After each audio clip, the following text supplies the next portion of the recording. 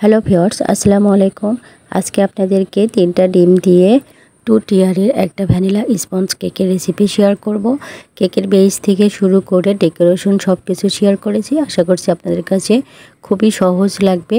তো কেকটি তৈরি করার জন্য প্রথমে আমি শুকনো উপকরণগুলো নিয়ে নিচ্ছি। এখানে একটা চালনিতে নিয়ে নিচ্ছি 3/4 কাপ পরিমাণ ময়দা।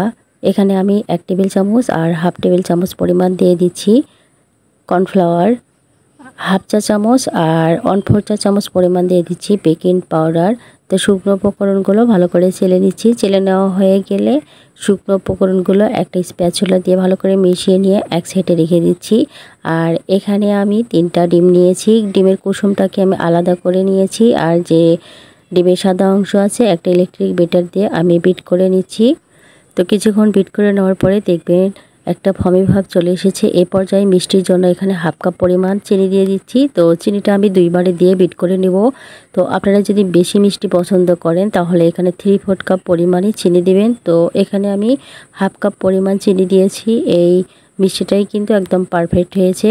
তো চিনিটা গলে আসা পর্যন্ত বিট করে নিয়েছি। বিট করা হয়ে গেলে এখানে ডিমের কুসুমটা দিয়ে দিচ্ছি। আর এখানে হাফ চা চামচ আর 1/4 চা চামচ পরিমাণ দিয়ে দিচ্ছি ভ্যানিলা এজেন্স আর 1 চিমটি পরিমাণ দিয়ে দিচ্ছি লবণ।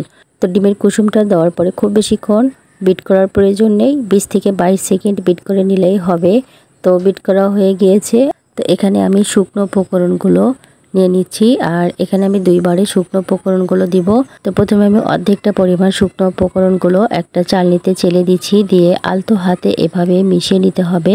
খুব বেশি কিন্তু জোরে জোরে মিশানো যাবে না, তাহলে কিন্তু ডিমের ফর্মটা নষ্ট হয়ে যাবে আর কেকটা কিন্তু ভালো হবে না। তো খুবই আলতো হাতে এভাবে মিশিয়ে নিতে হবে। তাড়াহুড়ো করার কোনো প্রয়োজন নেই, আস্তে ধীরে কিন্তু মিশিয়ে নিতে হবে। তো প্রথমবার মিশিয়ে নেওয়া হয়ে গেলে দ্বিতীয়বারেও আমি চেলে নিচ্ছি। নিয়ে শুকনো উপকরণগুলো দিয়ে খুবই আলতো হাতে মিশিয়ে নিচ্ছি। তো আমি এখানে ফার্স্ট করে দিয়েছি। তো আমি কিন্তু অফ ক্যামেরায় খুবই আলতো হাতে মিশিয়ে নিয়েছি। তো শুকনো উপকরণগুলো মিশিয়ে নেওয়া হয়ে গেছে। একটা স্প্যাচুলা দেখিয়ে দিচ্ছি, দেখুন ঘনত্বটা কেমন হবে। তো এখানে কেকটা বেক করার জন্য হার্ট শেপের 1 পাউন্ড আর হাফ পাউন্ডে 2টা মোল্ড নিয়েছি। তো প্রথমে আমি 1 পাউন্ড মোল্ডে বেটারগুলো দিয়ে দিচ্ছি। দিয়ে হাফ পাউন্ড মোল্ডেও আমি বেটারগুলো দিয়ে দিলাম। তো একটা কাঠি দিয়ে এভাবে নেড়ে চেড়ে দিচ্ছি, এতে করে এয়ার বাবলস থাকলে চলে যাবে। তো এই কেকগুলোকে আমি ওভেনে বেক করব। তো ওভেনে আমি 160 ডিগ্রিতে 30 মিনিটের জন্য বেক করে নিয়েছি। বেক করা হয়ে গেলে কেকগুলোকে ঠান্ডা করে আমি এখন আলমন্ড করে নিয়েছি। তো কেকের যে ওপরের অংশ আছে সেই ওপরের অংশগুলো কিন্তু আমি কেটে নিচ্ছি। তো আপনারা চাইলেই কিন্তু ওপরের অংশটা রেখে দিতে পারেন। তো আমি কিন্তু কেটে নিচ্ছি, নিয়ে 2টা স্লাইসে ভাগ করে নিচ্ছি। আর দেখতে পাচ্ছেন কতটা স্পঞ্জি হয়েছে। আর এখানে হাফ পাউন্ড কেকও আমি এভাবে কেটে নিয়েছি। আর দেখতে পাচ্ছেন কতটা স্পঞ্জি হয়েছে আর কতটা পারফেক্ট হয়েছে। আর এখানে আমি 1 কাপ পরিমাণ ক্রিম নিয়েছিলাম, ক্রিমটাকে বিট করে নিয়েছি। তো একটা কেক বোর্ডে সামান্য পরিমাণ ক্রিম লাগিয়ে নিয়েছি। নিয়ে কেকের প্রথম লেয়ারটা আমি দিয়ে দিলাম। দিয়ে এখানে আমি মিল্ক সিরাপ ব্যবহার করেছি, আপনারা চাইলে সুগার সিরাপও দিতে পারেন, তবে মিল্ক সিরাপটা দিলে কেকটা খেতে কিন্তু খুবই মজার হয়। তো এখানে আমি ক্রিম লাগিয়ে নিচ্ছি, নিয়ে এভাবে সমান করে দিয়ে দিচ্ছি। তো ক্রিমটা লাগিয়ে ওপরে সমান করে নিয়ে কেকের দ্বিতীয় লেয়ারটাও আমি এভাবে ওপরে দিয়ে দিচ্ছি। দিয়ে আবারও আমি মিল্ক সিরাপটা দিয়ে দিচ্ছি। মিল্ক সিরাপটা দেওয়ার পরে সামান্য পরিমাণ ক্রিম লাগিয়ে নিয়ে এভাবে ক্রাম কোট করে আমি 10 মিনিটের জন্য নর্মাল ফ্রিজে রেখে দেব। তো 10 মিনিট পর আমি কেকটাকে ফ্রিজ থেকে বের করে নিয়েছি। আর একটা পাইপিং ব্যাগে ভরে ক্রিমটা আমি কেকটাকে কভার করে নিচ্ছি।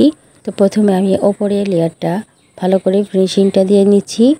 তো ওপরে ফিনিশিংটা দেওয়া হয়ে গেলে সাইডেও আমি কেকের ভালো করে ফিনিশিংটা দিয়ে নেব।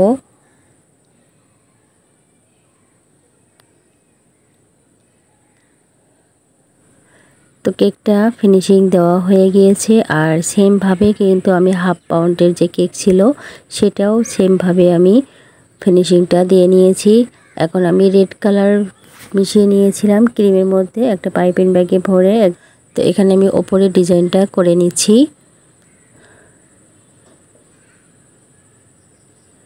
আর কেকের মাঝখানেও আমি এভাবে ডিজাইনটা করে নিব।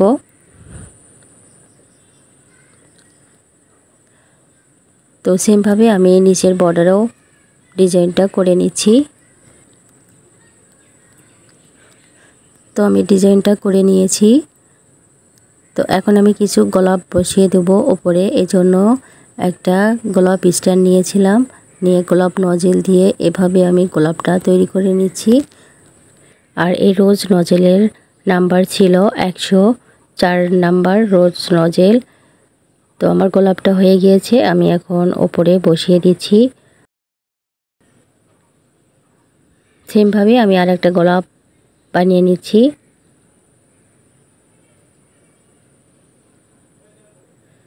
তো দ্বিতীয় গোলাপটাও আমি এভাবে বসিয়ে দিচ্ছি। আর এখানে আমি কয়েকটা গোলাপ এভাবেই বসিয়ে দেব। গোলাপগুলো বসিয়ে দিয়ে এখানে আমি সুগার বল দিয়ে দিচ্ছি, এতে করে দেখতে কিন্তু আরও সুন্দর লাগবে। তো কেকটা আমার হয়ে গিয়েছে। আপনাদের কাছে কেমন লেগেছে অবশ্যই কমেন্ট করে জানিয়ে দেবেন। ভিডিওটি ভালো লাগলে লাইক কমেন্ট শেয়ার করবেন। আজকের মতো বিদায় নিচ্ছি। আসসালামু আলাইকুম।